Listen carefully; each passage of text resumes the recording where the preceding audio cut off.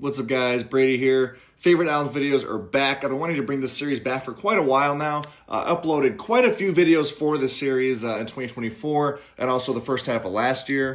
But I like doing these because it gives my viewers maybe a little bit of context of what my personal tastes are, what I look for in music. And as far as progressive metal, I mean, this album is about as good as it gets for me. Where Myth Becomes Mystery is Rolo Tomassi's sixth album. I want to say sixth album was released back in February of 2022. This is actually the first album that I had discovered from this band. I discovered it later in the year. And since then, almost 4 years later, I feel like the more I have listened to this band, and especially this album and their previous album, which will probably get its own video at some point, the more I just fall in love with their music. It's just so amazing and mind-blowing to me. Just the up and down dynamics of this album, first of all, and the fact that these songs can sit so comfortably together next to each other, and even sometimes parts within songs are so different from each other, but the band just makes it work so well on here every time. Just like, talk about sprawling styles on a metal record. I mean, you listen to Almost Always and Prescience, and it's like, how do these songs sound so good together on the same album? And it's almost like it's not just the songs themselves being so good, but the fact that the songs all complement each other so well. This album is so like beautifully arranged and also very encompassing as far as different emotions, because you have, like I said, those almost dreamy, almost like swelling synth-heavy ballad type tracks like Almost Always and Closer, but then you also have the dissonant, ugly tracks on here like Mutual Ruin. This album to me is as good as progressive metal can get, and it's already one of my favorite subgenres, but this album in the years since it's been released has become one of my favorites of all time. So for this series, for this video, this is just going to be a breakdown of why I love this album so much. It's a little bit different than a review. I'm not going to score the album or anything, because by now, like after years of listening to it, my thoughts and my opinions have been so influenced by nostalgia and scenery associated with this album. So I'm a lot less objective with these favorite albums videos than I am with my reviews. These videos are more about why I love this album so much and why it's special to me. For one, it definitely pushed my boundaries musically a little bit, especially at the time, given the nature of some of these more melodic ballad type tracks. And now, Almost Always is probably my favorite song on this album, and maybe my favorite song this band has ever put out. And what's ironic is, like, I remember listening to this album for the first time and kind of being turned off by that track at first just because of how, like, sugary it is. But, if you decide to listen to this album, or if you have listened to this album, maybe that song didn't do as much for you as others on here, I would highly, highly encourage you to just spend a little more time with it, because that's what I did, and now it is like a favorite song of all time for me. It's got to be like in the top 25. It is such a gorgeous song, like the entire time. I can't express enough how much I love this track. Like, the way it builds, first of all, is amazing. I mean, it's got kind of like, again, those swelling synths that sound really full and saturated that takes up the first half of the song. And then you get the drums that kick in, and you get that contrast between those really like barren, spacey keyboard parts and those, again, more full, saturated, layered synthy parts. And then the song ends with, for once, some beautiful vocal melodies and just those chiming keyboard parts that are then bumped up an octave, a few octaves, I think, actually. It's so emotional.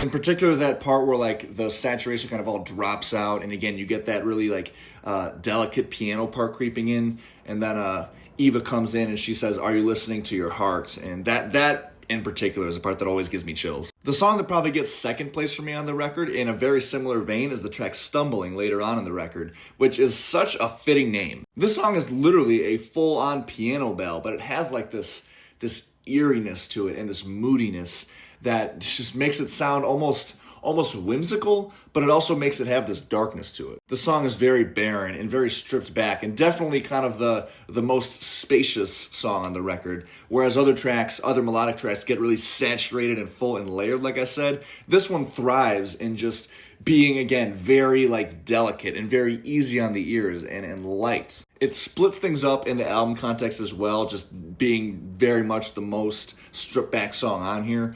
but it also is just like, it's a great song to drive to at night in my experience. I have a very clear vision of being out of the state recently, actually, and driving through some roads that weren't as familiar, and there weren't a lot of cars around me, and I was playing this song, and it fit that scenery so well.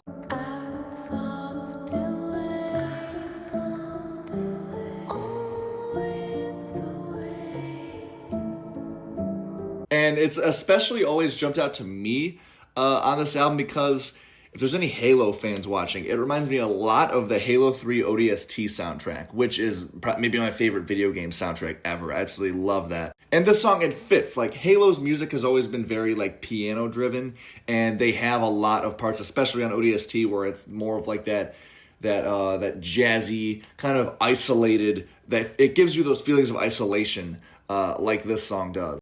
Closer, I have to shout out Closer. That's another very like delicate, emotional ballad type track on here. Probably the most straightforward ballad on here because it is clearly like a love song. The main refrain of just "All I Want Is You" is really driven home with this track, especially just in the vocal dynamic between lead vocalist Eva Corman and backing vocalist and keyboardist James Spence. They almost do like a call and response thing, a very delicate and somber and melodic call and response thing in that chorus section. It's a very soothing song, and when the full music really kicks in like that bridge section, you get another one of those like transcended and just beautiful sounding keyboard lines that really sends it home.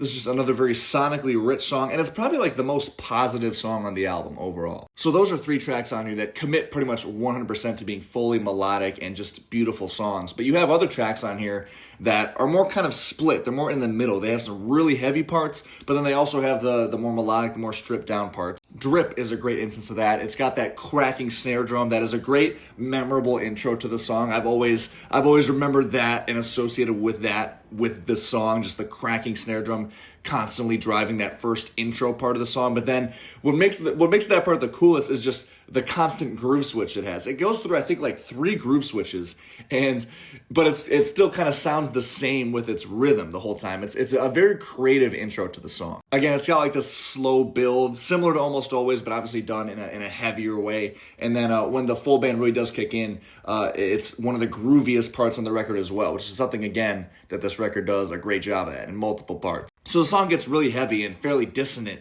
in those parts, but then it completely transforms in the midsection when you get this, again, very like delicate, very full sounding though. It's that's a hard balance to strike. Delicate but full. But the bridge of the song is what does that the best on this one. It's like this melodic bridge section that's driven in this case by some clean guitars and some keys, kind of working together.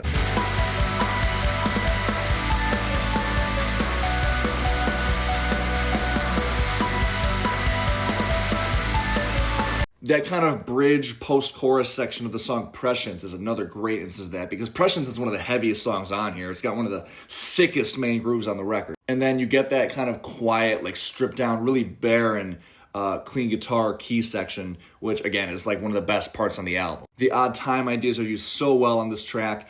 And this is another track where it's like the up and down dynamics just within is so just breathtaking. The song really transforms. To Resist Forgetting is another great instance of the up and down dynamics on here working so well. It's got another very heavy, very dissonant main groove. But with this track, rather than others where it's like most of the heavy and most of the melodic, this track's more of a roller coaster ride because you get the heavy parts and then you get the melodic parts that kind of come in between and intersplice within the song. But it feels so smooth. The song moves so well, you barely even notice it. And then Mutual Ruin is maybe like the ugliest, most dissonant track on here with, again, that like droning piano note that just being tapped over and over again. Kind of like Drip with the snare, that intro part has always registered to me as especially memorable. It gives the track a lot of personality.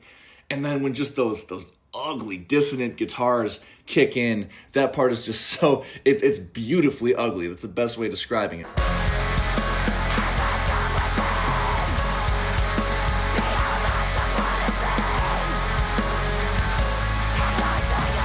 And that song is very consistent throughout, up until you get the melodic part that kicks in. And then it ends up being one of like the most, again, barren, moodiest parts on the record. And it ends like the last, I don't know, minute, 32 minutes of the song. Just another track that really, really transforms the entire runtime. And I have to give some love to some of the blistering heavy parts on this record.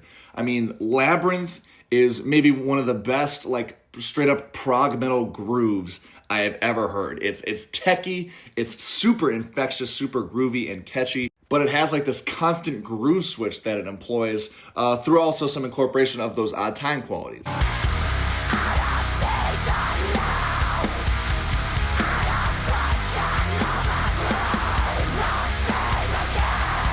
I just absolutely love that main groove, especially kind of in those bridge sections where the bass really gets to shine, and it executes that main groove very well, just as well. And then, just for good measure, it's still got the melodic parts to kind of balance things out and make those heavy parts hit even harder. Again, Prescience, the main groove of that song, is fucking crushing. Another part that is very groovy, yet it also kind of incorporates those odd time qualities, and I really like that those kind of eerie, short, clean guitar splice-ins that come in all throughout that riff.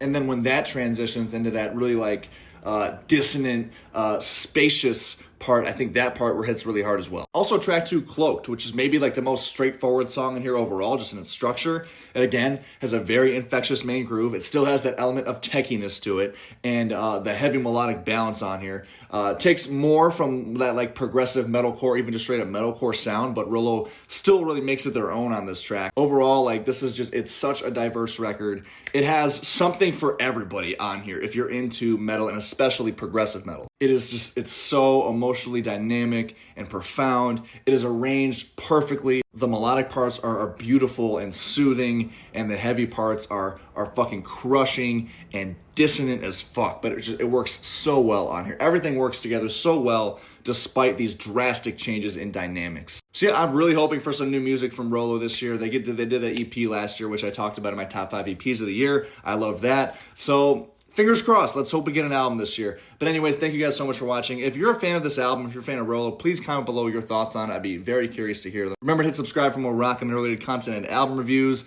And until next time, thank you guys again so much for watching. I'll see you guys later. Peace.